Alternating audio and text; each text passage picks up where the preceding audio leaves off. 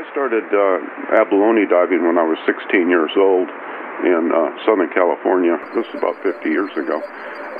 In those days, you were allowed to take abalone using scuba gear, and this resulted in some big problems.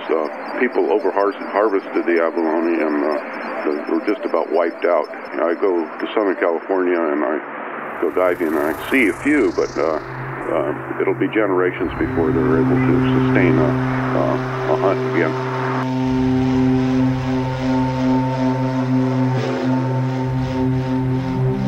So abalone is strictly allowed, the take is strictly recreational, so you're not allowed to sell or trade abalone.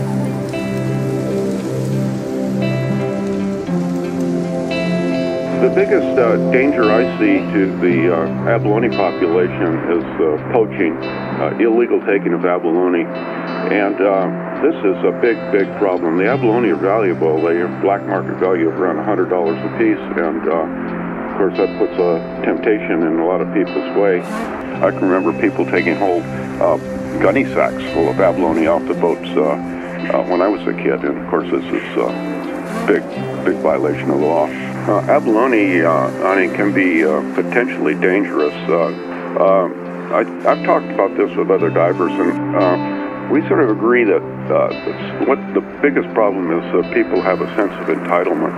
They'll show up on a day that's completely inappropriate for diving. It's because of rough weather or unsatisfactory conditions, and go anyway because they've driven a long ways, or the season's going to close the next weekend, and by golly, they're going to go get some abalone. There's 5-6 people, it seems, drowned every year during abalone season.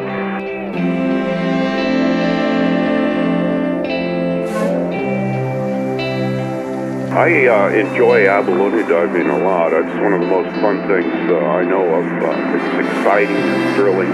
You're alone in the ocean, free diving. To me, that's the ultimate wilderness experience. So this is what abalone is like to me, anyway. So picture this: you're out on a sunny day. The water's a beautiful Mediterranean blue.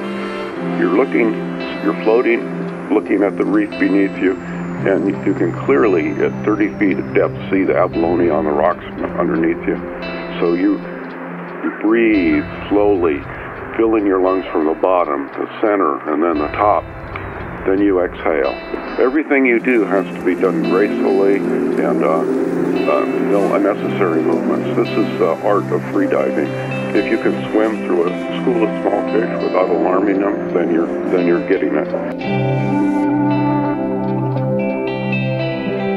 Well, I think the future of abalone is good. The law enforcement takes abalone poaching very seriously now, and the public is aware that this is a big problem, so there's huge penalties. Today, you can do jail time for getting more than your limit of abalone.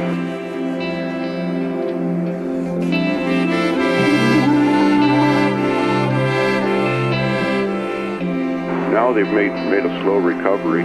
Each year there are more abalone, but it'll be a while before the abalone population down there can sustain hunting.